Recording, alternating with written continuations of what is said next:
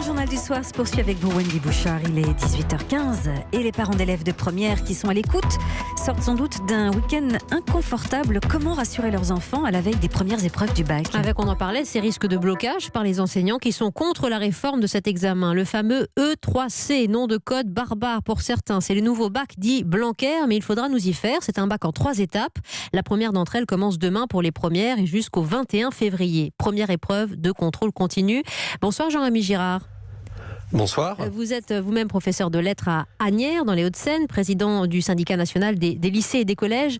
Votre lycée est concerné par le boycott, j'allais dire, de ces premières épreuves. Avant de parler de vos modes opératoires et de la colère qui est la vôtre, il faut comprendre ce bac qui vous fâche. C'est un bac très complexe, il est tacté, avec un contrôle continu, des épreuves communes de contrôle continu. Et nous y sommes. Dès demain, l'histoire géo, les langues vivantes, les maths, la technologie seront soumises à ce contrôle. Ça permet, sur le fond, de sortir du système de bachotage. Qu'est-ce qui pose problème, au fond? On aura toujours des notes, on aura toujours une évaluation. Alors, en fait, ça ne permet pas du tout de sortir du système de bachotage, ça fait juste bachoter plus souvent, puisque il y a ces épreuves communes de contrôle continu qui comptent pour 30% de la note finale et qui ont lieu 2 fois en première et une fois en terminale. Et ce sont des épreuves de bac, avec un plus petit coefficient bien entendu, mais ça demeure des épreuves de bac avec une banque de sujets nationale sur le programme que les élèves ont travaillé. Donc les élèves vont devoir réviser de toute façon pour ce type d'épreuve. Donc c'est pas plus ou moins de bachotage, enfin c'est parce que moi j'aime pas trop le terme bachotage, moi je préfère parler de révision, mais on est de toute façon sur en fait le fait de se dire que c'est le bac plus souvent. C'est plutôt ça. Mais étiré en longueur, avec de toute façon aussi une exigence qui est celle des professeurs. Vous dites avoir été mal préparé manifestement. Par exemple, la banque de données de sujets à disposition vous a été ouverte très tardivement. C'est l'un des problèmes? Oui, c'est ça. C'est-à-dire qu'on a une banque de sujets qui a été ouverte à partir du 9 décembre. Ça ne veut pas dire que tous les collègues l'ont eu le 9 décembre pile. Ce qui a pu laisser environ 6 semaines, incluant les 2 semaines des vacances de Noël, pour faire des choix qui sont des choix collectifs. On ne choisit pas le sujet que d'une classe. On va choisir en équipe les sujets du lycée. Il y a plusieurs centaines de sujets en histoire-géographie, par exemple, qu'on peut ne télécharger que un par un.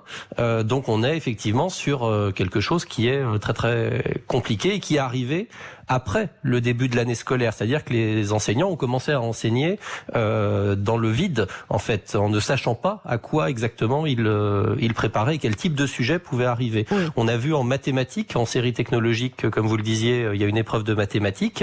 Beaucoup de sujets ne sont tout simplement pas traitables parce qu'ils font appel à plusieurs chapitres que les enseignants n'ont pas traités ensemble. Vous êtes face pour vous à une usine à gaz, manifestement, un peu imposante et copieuse techniquement. Il faut savoir que pour cette réforme du bac, les copies seront pour la première fois numérisées. Elles seront dispatchées par un logiciel à des professeurs qui ne seraient pas le professeur de l'élève, pour une meilleure objectivité. Mais la technologie et l'éducation nationale, pour vous, ça impose un peu de problème. C'est-à-dire qu'il faut vraiment que le logiciel soit performant. C'est souvent compliqué. On ne remet pas forcément en cause le logiciel lui-même de correction. Néanmoins, quel est l'intérêt de dématérialiser des copies qui vont être corrigées dans 90% des cas par les enseignants à l'intérieur de l'établissement? C'est-à-dire que les copies, elles sont dans le bureau d'à côté, en fait. Quel est l'intérêt d'aller s'amuser à dématérialiser ça, sachant que on doit ces copies, on nous demande de les annoter de façon extrêmement précise. Sur une tablette, on fait ça sur une tablette ou sur ordinateur, de fait?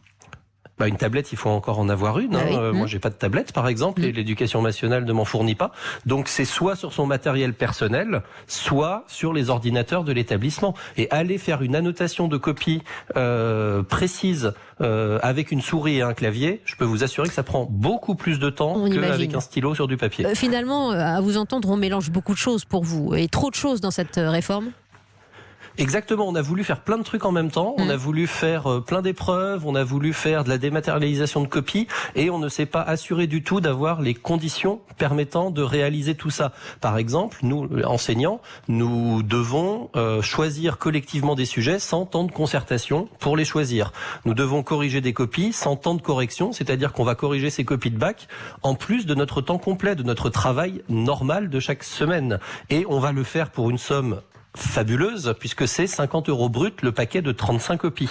Vous imaginez combien vaut la copie, c'est facile à faire, c'est une division. Ouais. Je rappelle simplement pour les auditeurs qu'une copie de bac, aujourd'hui, c'est 5 € la copie. Donc on voit, j'allais dire, à quel niveau de rémunération le ministère place ces épreuves communes de contrôle continu. Bien sûr, là on parle des professeurs, vous les représentez, Jean-Rémy Girard, mais parlons un peu des élèves, ils sont les principaux concernés dans cette histoire.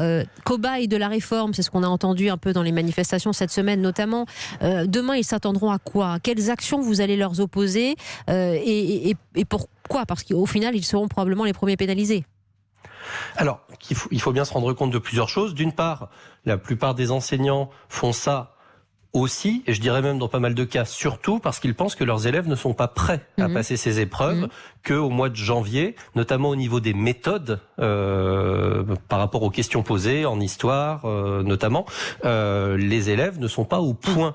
Donc en fait, les enseignants ne veulent pas envoyer leurs élèves dans le mur. Et c'est très compliqué, sachant que c'est eux qui choisissent le sujet et que c'est eux qui corrigent les copies de l'établissement. Oui. Donc il y a une sorte de pression sur les enseignants qui fait qu'ils se disent, mais là je vais pousser mes élèves à échouer, c'est peut-être pas très sain.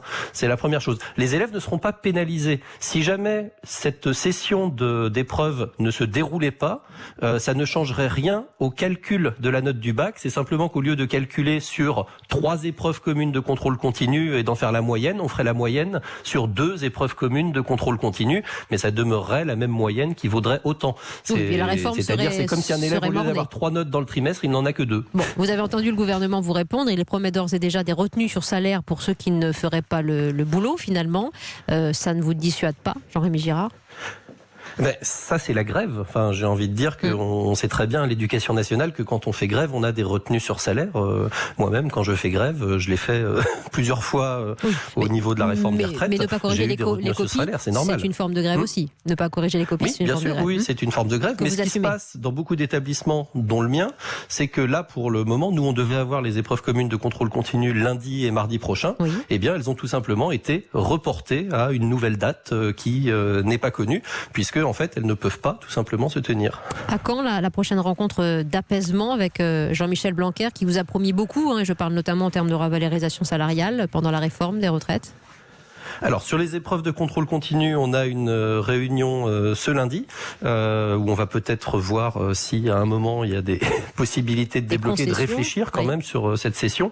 Sur tout le reste, il y a des discussions qui commencent le 23 et le 24 et le SNALC y participe, mais le SNALC y participe avec des revendications très fortes et très précises, et si c'est encore une entourloupe du ministère, on n'y participera pas longtemps. Merci pour ces précisions et bon courage à vos élèves pour les établissements dans lesquels ça se passera à peu près bien pour eux aussi. Jean-Rémy Girard, vous qui êtes professeur de lettres à Asnières et président du syndicat national des lycées et des collèges, le SNALC. Merci.